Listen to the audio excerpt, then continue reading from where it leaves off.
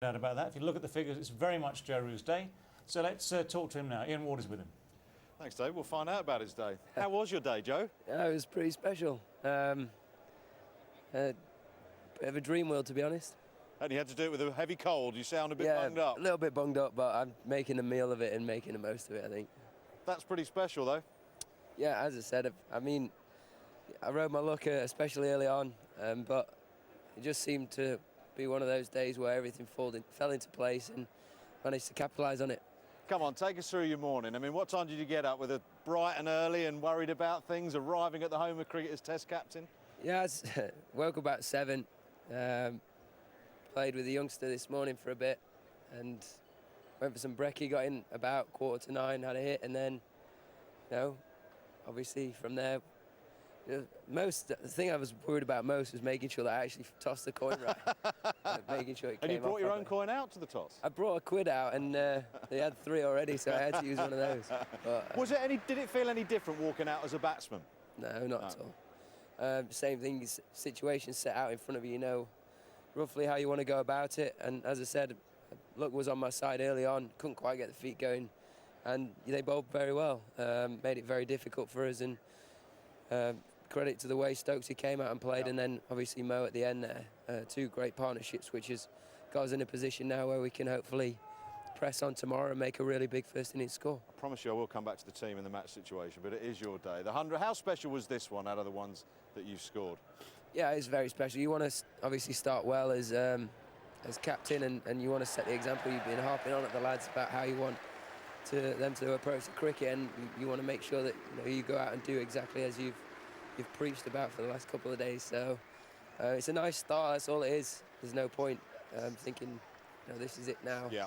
Have to kick on and carry on and make sure that this is the start of a strong series and strong summer and moving forward. But obviously very delighted with the way it's gone.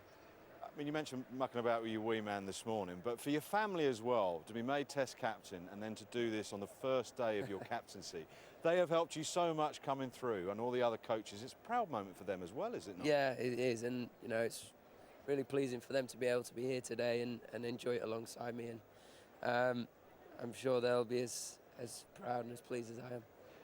Did you feel in Nick from ball 1? Tell us about this pitch. Did it do a little bit early on? Yeah, it definitely did a bit early on. I didn't quite get going first 20 or so runs. I felt my feet were a bit stuck at times, and when the balls were put in good areas, it was seaming around a little, and as I said, they bowled very well at us.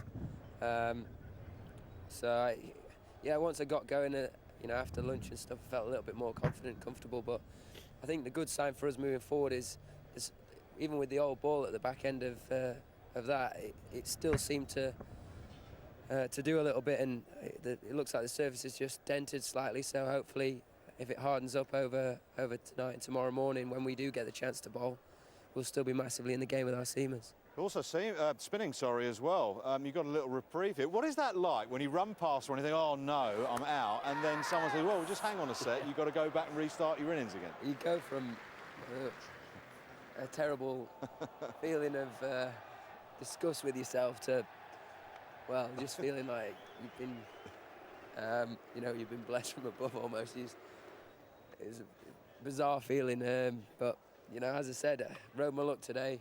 Sometimes you just have to take it with a pinch of salt and make the most of it. We'll come on to the good side of the day. I just want to pick your brains as captain. I'm sure you're aware of all of this. The stats of the top order of recent times. Start of the last summer, England's 4th wickets fought on an average of 134. So 134 for 4. The last 25 innings, England have lost 4 wickets for fewer than 150 runs. So the starts just aren't there. How much of a concern is that, and how much pressure is that putting on the middle order? I think obviously it wasn't ideal today. That there's no point for me looking too far back. I think as a side we need to look forward. And today, there was 2 fantastic partnerships with obviously Mo and Stokesy.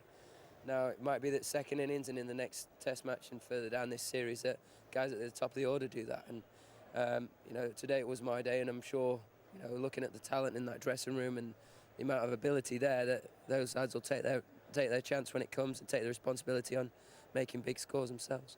You mentioned Ben earlier, very positive. How does that help you? How does that help the team project that aggression you want to show back at the opposition? Yeah, I think from ball 1 he was just played his natural game that comes so, and I think he's got such a presence at the crease that can intimidate bowlers at times. And today it worked really well for him. He was really strong in his footwork, made it very difficult for them to hold a length consistently at him and put them under pressure when he could. So 357 for 5. Mo Ali is going to be with you at the start tomorrow. He's obviously played his part today. What's par? Who knows on that wicket? I mean, Right. it did do a little bit. I have to see how it looks in the morning, but obviously delighted with the way we fought back and got into a position now where hopefully we can go on further and make 450 plus, hopefully. Many congratulations. Thanks, Woody. Yeah, we'd echo that in here. Maybe recommend a couple of hot toddies later, just to try and attack that cold, get a good night's sleep, back at the office tomorrow morning to carry on. And the position is good enough, isn't it, for sure? And if they have a good morning, fine, that'll take it. Sure, I'm going to put this to you. That's going to take it quite a long way away from South Africa. Yeah, I mean, South Africa were disappointed. You go to lunch, what was it, 78 for 4, and they think, okay, hold on, we were right in, yeah. 82 for 4 at lunch. 82 for 4. Yeah. They're thinking, another 2 wickets here, we were right through. So now to sit at 350 for 5, they'll know their back's against the wall. But I think they will look and think, which is interesting to hear his thoughts, because from our side it looked like it went almost a little bit flatter after the lunch break and started to play a little bit better. But if he's saying he couldn't feel that he was 100% in and it was still doing a little bit, that is a little bit of worry for the South Africans. But they'll be hoping that things are flattened out with some sun tomorrow and they'll be able to chase whatever is put on them. But there's a potential that they can go 500. I mean, there's still some good players at the crease. Well, obviously, if this partnership is that prosperous through the morning, and it is likely to be hot, and second-day pitches here tend to be pretty flat, don't they? They certainly do. Liam Dawson made a 50 in his debut Test match in India before Christmas. He's to come. Not sure how much we can expect from 9, 10 and 11 these days with Broad, Anderson and Wood. But no, it's significant that South Africa